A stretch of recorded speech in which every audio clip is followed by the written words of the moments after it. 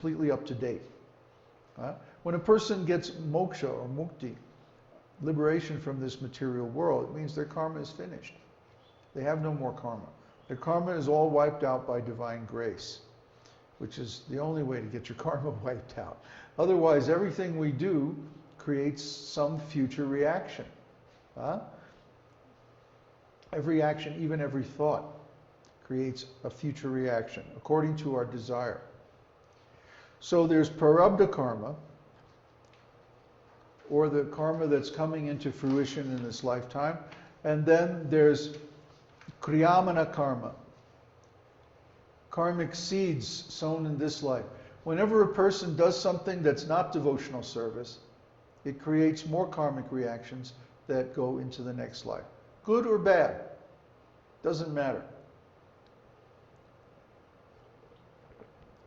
Even activities in the mode of goodness, even though they're necessary as preliminary for devotional service, unless they're also engaged in devotional service, they merely create future reactions. For example, charity. Well, let's say a person spends their money in feeding people, feeding hungry people. Anywhere you go in the world, you can find hungry people. There's always some unfortunate poor souls who are bereft of place to stay or place to eat. There's always people that you can find who need help. So feeding them is pious activity, mode of goodness. But if we feed them ordinary food, that simply creates more karma. If we feed them prasadam, then not only they become liberated, we also become liberated because we've engaged our charitable activities in devotional service. So everything.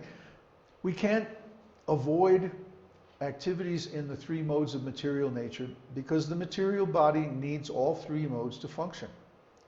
We can't just sit under a tree and, be kind to everyone and like that. The world is too contaminated for that. We have to go out and fight to earn a living. We have to take care of this body, which sometimes involves the mode of ignorance, passing stool and like that. Not very nice activities, but we have to perform them because the world is built on these three modes. We can't help coming in contact with them. We can't help engaging with the three modes. But we can engage all of these activities, all these three modes of our current embodiment in devotional service. Someone raised their hand? Can karma be manipulated if one knows how the law of karma works? Yes, but it's one of those things where we might know somewhat how the law of karma works, but we can never know all the details. Even with astrology, it's just too complex. It's beyond the intelligence of a human mind to grasp. So what we have are principles. We know that if we perform activities in the mode of ignorance, our consciousness will become degraded. We know that if we perform activities in the mode of passion, then we're going to suffer, because that's the result of the mode of passion, given in the scriptures. And we know if we perform activities in the mode of goodness, then we're going to be happy, because that's the result of the mode of goodness, in general. In general. Now the problem is there's no such thing in this material world as pure. Everything is contaminated, everything's mixed up. So there's no pure goodness or pure passion or pure ignorance. It's all mixed together. That's why the best thing is to engage everything in devotional service. And that way, all of these three modes become purified. This is called Shuddha Sattva. Shuddha Sattva means pure goodness. That means whatever we do, whatever we give away, whatever actions we perform should be done as an offering to Krishna. That's what he says in Bhagavad Gita.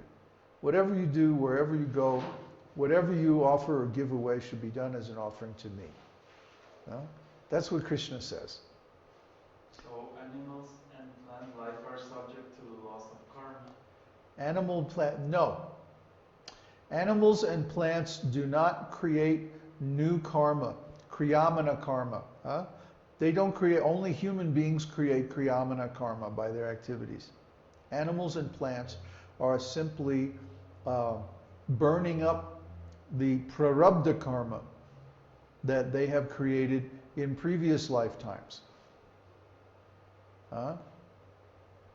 Why? Because they have no free will. Free will is only in human life. Free will is given to humans because they have a chance to attain self-realization. In the animal forms, there's virtually no chance of self-realization. In the plant forms, no chance. Fish and insects, forget it. But in the human form, we have some intelligence and we have some autonomy. We have free will. We have the ability to manifest the desires of the soul. And if we don't use this human life to attain self-realization, then it's a real shame. Because that's the only form of life where we have full intelligence and full expression of the qualities of the soul. Just like we talked about last time, the fire can be covered by smoke, it can be covered by dirt, or it can be put out almost completely. So the soul can blaze forth, shine forth in a human form of life. It can be covered up by an animal body to where it has much less of its actual qualities, or in a plant form covered up almost completely. Plants don't really move very much. They don't really talk. They don't express emotion and like that. Animals do. But humans have the full expression of the qualities of the soul, including the ability to attain self-realization. So, in the human form of life, we should apply ourselves to attaining self-realization so that we don't have to take birth again. Because we don't know if we're going to have a human form or an animal form or even a plant form in the next life. We don't know if we're going to take birth on the earthly planet or in a lower planet. Or even if we take birth in the heavenly planets, it's not so good for self-realization. There's too much material enjoyment. Just like if you go to Hawaii or someplace like that, everybody's vacationing, there's this very strong atmosphere of enjoyment everywhere. So it's very hard to do activities of self-realization unless you go away from everybody up in the woods or something like that. Yes? Transmigration of the soul of animals and plant life works on a sliding scale. They improve their next life is an improvement upon their previous birth. Okay. What's the question? That's the question. Is that a question? It's a sliding scale. A sliding scale. What do you mean a sliding scale? Plant, and then a better plant, and animal. Well, yeah, and Prabhupada makes a mention of that he says evolution is evolution of consciousness. It is not evolution of bodily forms. A species, we've never seen, no one has ever observed another species coming from a different species. No one has ever observed a reptile turning into a bird.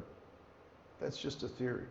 But what does happen is that the soul transmigrates from lower forms to higher forms through 8,400,000 species. And finally, we get the opportunity for a human form.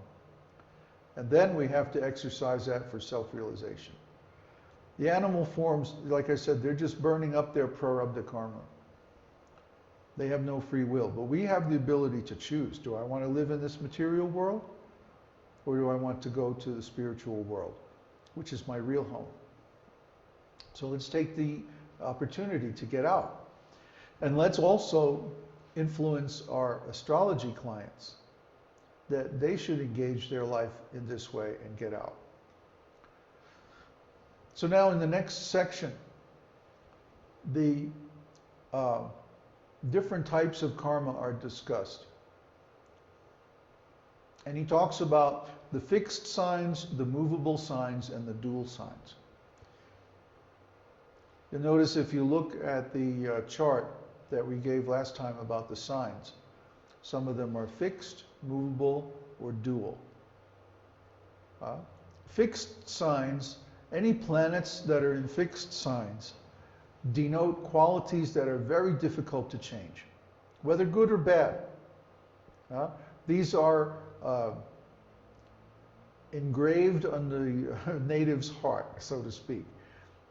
These are very, very deep-rooted qualities that, in order to change, the person would have to make a huge effort over a long period of time. On the other hand, planets that are in movable signs denote qualities that are very easy to change. Again, whether good or bad. Okay? I'm not going to give any examples because we're just talking a very high level about principles. Now, dual signs are sort of in between. They're not exactly movable or they're not exactly fixed. So these qualities can be changed, but it does take some disciplined effort over a significant period of time. The fixed signs, very difficult to change.